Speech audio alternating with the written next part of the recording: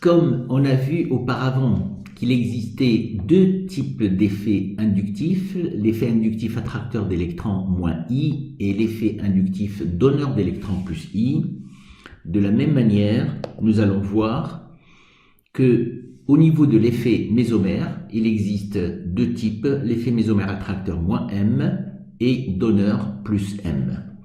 Alors, comment savoir est-ce qu'on est en présence d'un effet mésomère moins M ou bien plus M? C'est très simple. Dans le cas d'un effet mésomère attracteur moins M, il suffit de repérer dans le système conjugué s'il existe des hétéroatomes qui sont hybridés sp2 ou bien sp, ou s'il existe des atomes chargés positivement. À ce moment-là, vous dites que l'effet mésomère qui va s'exercer sur ce système conjugué, c'est un effet mésomère moins M attracteur. Un exemple du 3,4-diméthylpent3N2-one. Donc, c'est un pent, ça veut dire j'ai 5 carbones, pentane. La fonction principale on, elle est sur le carbone, donc alors je vais numéroter 1, 2, 3, 4, 5. La cétone se trouve sur le carbone numéro 2. La double liaison se trouve sur le carbone numéro 3. Et sur le carbone numéro 3, j'ai un méthyle et un autre méthyle sur le carbone numéro 4, 3,4-diméthyl. Voilà. Donc là, il n'y a plus qu'à rajouter un CH3, CO, et là, un CH3. Donc, nous allons voir, donc dans cette molécule, on voit bien qu'il y a un système conjugué qui est celui-ci. Double liaison, simple, double. Et dans ce système conjugué, qu'est-ce qu'on voit?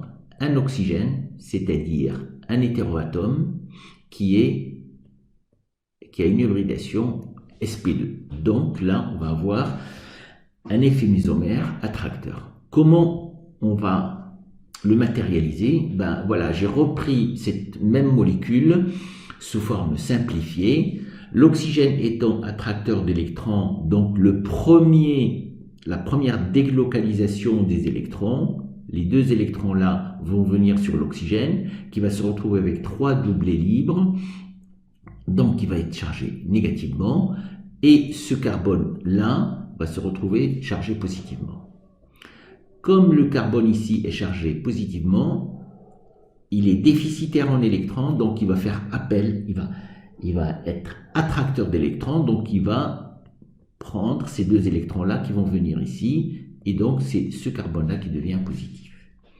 Et donc là, ce qu'on a écrit ici, c'est ce qu'on appelle l'hybride de résonance, et dans cette hybride de résonance, c'est la moyenne de toutes ces formes mésomères.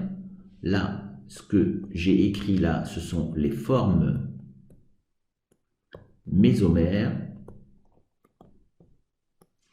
et cette structure, c'est la forme moyenne de ces trois formes mésomères, ce qu'on appelle l'hybride de résonance. Et sur l'hybride de résonance, car n'oubliez pas que l'objectif, c'est de pouvoir montrer dans cette molécule quels sont les sites pauvres en électrons, les sites riches en électrons. Donc ici, je vais avoir une charge partielle négative sur l'oxygène, positive sur ce carbone, négative sur ce carbone et positive sur cet autre carbone.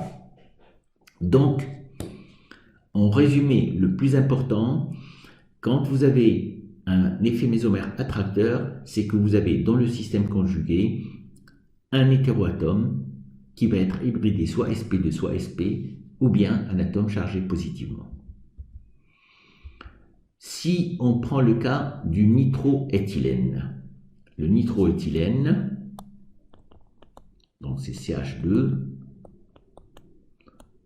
CH, NO2. Dans ce cas-là, donc vous voyez, là, on a bien un système conjugué dans lequel j'ai toujours un oxygène qui est hybridé sp2, donc voilà, départ des deux électrons qui vont venir sur... C'est exactement les mêmes formes mésomères qu'on a vues tout à l'heure, avec la forme, l'hybride de résonance du nitroéthylène, qui est ceci, avec l'apparition d'une charge delta plus sur un des carbones, pour le carbone de la double liaison. Ce qu'il faut savoir aussi, c'est que l'effet mésomère attracteur, comme dans le cas de l'effet inductif attracteur, il va augmenter l'acidité et il va diminuer la basicité des espèces organiques acides ou basiques. L'exemple d'effet mésomère donneur, cette fois-ci, donc tout à l'heure, moins M, l'hétéroatome était hybridé sp2 ou sp. Dans le cas où vous avez un hétéroatome qui est hybridé sp3, ou bien si vous avez des halogènes, fluor, chlore, brom ou bien l'iode, et par tout atome chargé négativement, à ce moment-là, vous allez avoir un effet mésomère donneur.